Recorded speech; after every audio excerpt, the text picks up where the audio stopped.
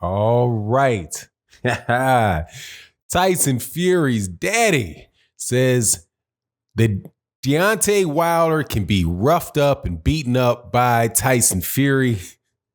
Interesting stuff, man, because that I do believe Peter Fury believes what he says, and I do believe that Peter Fury, or is it Big John Fury, Big John Fury is an honest guy, man, and he's going to say what he believes, man, whether you like it or not. And the move to the Crunk Gym or the Crunk Fighter Sugar Hill makes sense that that's the approach that he would take. Is it going to be a successful approach? Not so sure, but let's talk about that in this video.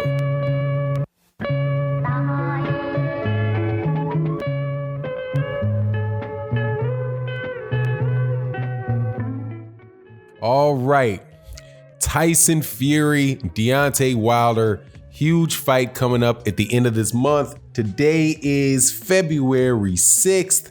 So we are just about 16 days out, 2 weeks and 2 days away from what might very well be the biggest fight of this year. And it's a big treat to get what could be the biggest fight of the year happening in the very beginning of the year. It's not waiting until May, not waiting until November for the fight. So I'm excited about it. I think a lot of people are excited about it. It's a fight that, really could go, there's a potential for it to go either way. Either people are saying that Deontay Wilder is going to knock him out or knock Tyson Fury out, or that Tyson Fury is going to outbox Deontay Wilder. But with some of the things that we've seen over the last week, at least Tyson Fury's team is posturing that it's going to be a little bit different, that it'll be a combination of those two viewpoints, but it'll be Tyson Fury knocking out Deontay Wilder. Now, Tyson Fury said in his press conference that he doesn't believe that he can get a decision against Deontay Wilder in the United States, and as a result, he is going for a knockout, and he thinks he's going to knock out Deontay Wilder in 2 rounds. Now, my original thought about that was this.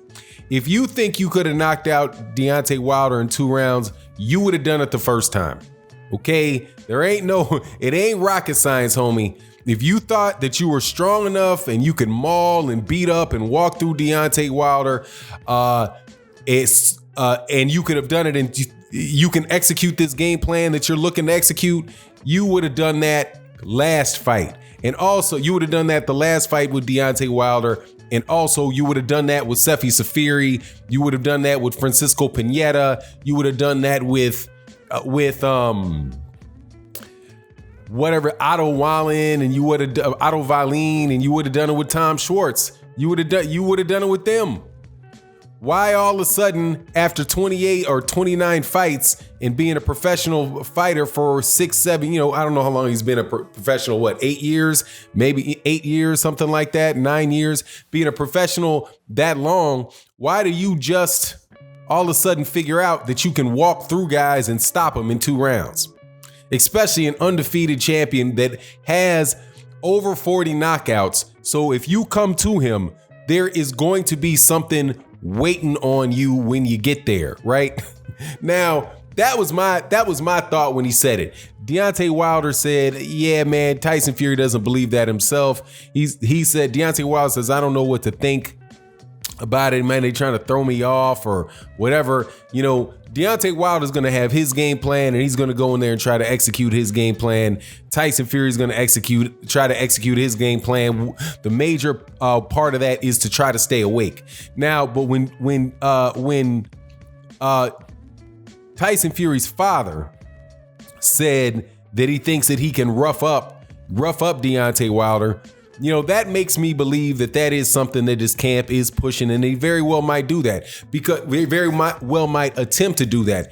I have seen Tyson Fury in spots have a lot of success roughing up smaller guys. He did that with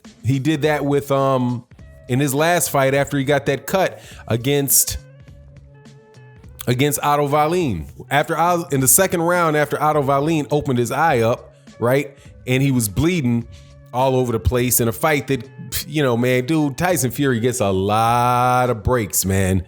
He's getting a lot of breaks, man. A lot of them. From the count and being allowed to fight on by Jack Reese to the referee letting this dude fight with his half of his forehead ripped open with that cut in a fight that by anybody else would have been stopped. You know what I mean? It would have been stopped for anybody else. He kept going. But in that fight, after he got cut, he was leaning forward, leaning on Otto Wallin, putting his weight on Otto Wallin, throwing a bunch of shots at Otto Wallin.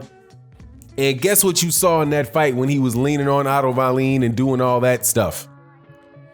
What he was doing was not knocking out Otto Wallin. Okay? He was laying on him, fighting on the inside, laying his head up against his chest, protecting that cut. And the whole time, I never saw Otto Wallin ever seriously, I never saw him seriously hurt by Tyson Fury. Now, the thought is that my thought is that another change signaled that, and this is an obvious one to everyone, it was going to Sugar Hill and the Crunk Gym, because that is where Vladimir Klitschko learned who has a glass jaw, famous for having a glass jaw, learned his jab and grab style, right? Jab and grab. One jab right, fall over you, grab you, push you off, jab, right hand, that type of stuff. But that all fell by the wayside when he fought, for the most part, when he fought guys that were taller guys. So if that is a particular style of roughing people up that Tyson Fury is looking to, hey man, I guess it's better than sitting out there on the outside and waiting to get connected. But I don't know if that's really going to work with Deontay Wilder. Deontay Wilder really can do something that people don't give this dude credit for. Deontay Wilder can knock you out at close quarters. In round 9 of their fight, Deontay Wilder knocked out Tyson Fury in close quarters. That wasn't a scenario in the first knockout where he was reaching and caught Tyson Fury on the end of his punches. He caught Tyson Fury when Tyson Fury's head was right by his shoulder, and he dipped down. Deontay Wilder was right on top of him. Boom, clipped him on the top of the head and knocked him down. If you're going to try to rough up Deontay Wilder and push forward on Deontay Wilder, you're going to be there for that. And there's another thing about Deontay Wilder. Deontay Wilder can fight going backwards. As we've learned with Arthur Szpilka. Arthur Szpilka was pressing Deontay Wilder up against the ropes. That's where he was. Arthur Szpilka was jabbing, trying to come in, moving his head left or right, getting on the inside. And then as he threw one, Deontay Wilder dipped underneath it. Right. It was more of a right hook than a straight right, but a right hook, boom. Legs twitching, you're out of there, man. He can knock you out going forward. He can knock you out going backwards. He can knock you out on the inside. He can knock you out on the outside. So I'm not quite sure what roughing him up is going to accomplish other than making the fight very, very boring and hoping that the refs are scoring inside tippy-tappy punches and muddling it. If he does that, it's going to be much more difficult I guess maybe he'll do that and then he'll push him off and throw a couple jabs, stick his tongue out, shake his belly, and count the round. Do a Mikey Garcia pump.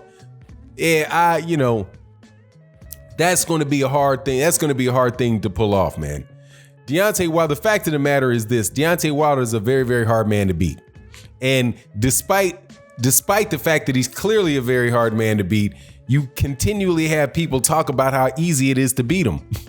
But David Hayes said though was and I like the Devin Haney. I was gonna say Devin Haney. I got Devin Haney on my mind. I'm gonna do a video on him and Gervonta Davis next. But when David Hay, the former heavyweight, I don't know, he was definitely a cruiserweight champion. I don't think he ever really held a share of the heavyweight belt, but he was a former cruiserweight titleist out of the UK.